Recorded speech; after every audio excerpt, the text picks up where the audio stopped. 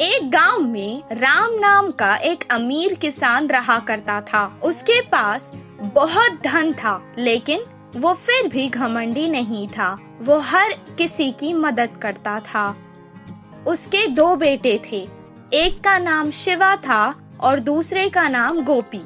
वो दोनों कुछ काम नहीं करते थे। बैठकर खाने से पहाड़ों का खजाना भी खत्म हो जाता है। इसी तरह वो भी धीरे धीरे गरीब होता जा रहा था। दिन ब दिन वो बूढ़ा और कमजोर होता जा रहा था। उसे उन दोनों आलसी बेटों की बहुत फिक्र रहती थी और हमेशा उसी फिक्र में चिंतित रहता था। एक दिन वो उन दोनों को एक अच्छा सबक सिखाना चाहता था। जब हम अमीर थे तब इस गांव में चोरों का बहुत ज्यादा डर था। इसलिए मैंने कुछ सोने के सिक्के अपने खेत में एक घड़े में छुपाकर रख दिए थे।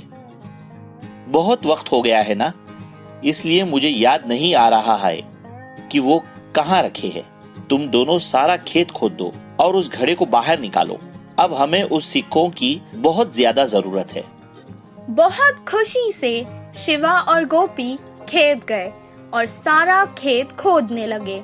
कुछ देर बाद गोपी ने कहा, अभी तक हमने बहुत खोद दिया है, फिर भी हमें वो सोने के सिक्कों से भरा हुआ घड़ा नहीं मिला। शिवा ने जवाब दिया, जिधर खोदना बाकी है उधर ही होगा शायद। बिना ज्यादा समय गवाए जल्दी करते हैं।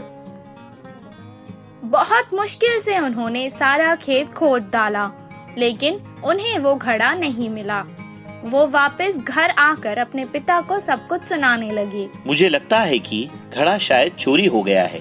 अब जाने दो, तुम ही बताओ। एक काम करते हैं, तुम दोनों ने इतनी मेहनत से सारा खेत खोदा है ना, तो क्यों ना उसमें कुछ बीज डालकर फसल उगाई जाए। दिया था, इसीलिए उन्हें अब ज्यादा मेहनत नहीं करनी पड़ेगी सोचकर वो मान गए और बाजार जाकर बीज ले आए और उसे खेत में डाल दिया। कुछ दिन बाद बहुत अच्छी बारिश हुई, फसल भी बहुत अच्छी होने लगी।